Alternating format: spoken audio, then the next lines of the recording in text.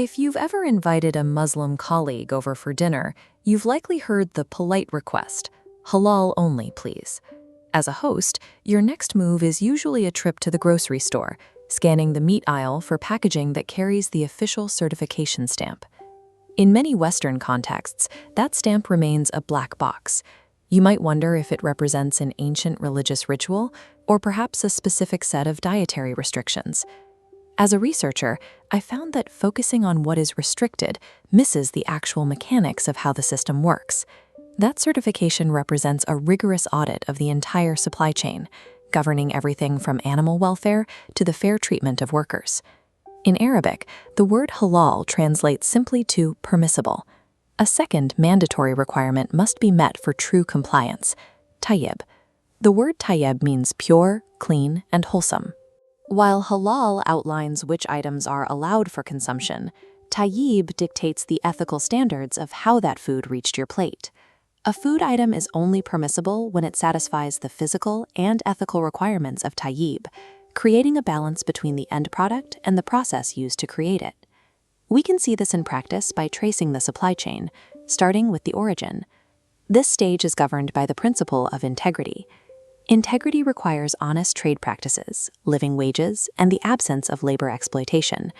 If an apple is harvested by underpaid or exploited workers, it cannot be considered halal, because the lack of integrity at the source violates the requirements of the system. The second stage of the chain, the process, is governed by the principle of mercy. Mercy demands a deep respect for the animal's life. It prohibits cruelty and the standard abuses often found in industrial factory farming. Finally, we reach the end of the supply chain, the product itself, which is governed by the principle of purity. The final food item must be physically clean, completely organic, and totally free of any harmful chemical interventions.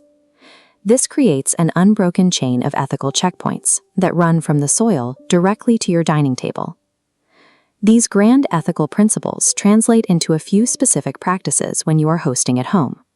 First, no alcohol, even small amounts used to flavor sauces or desserts.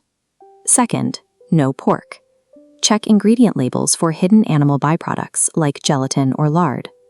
Third, if serving meat, look for an official halal stamp at your grocer.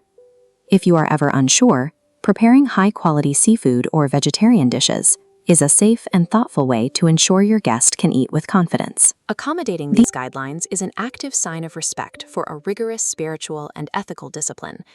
These guidelines create a broader philosophy of conscious consumption.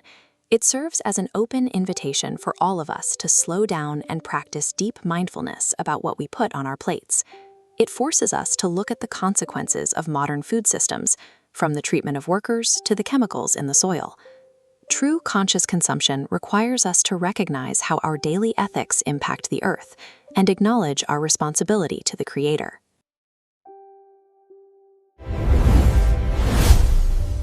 Thanks for watching. Please subscribe, like, and share.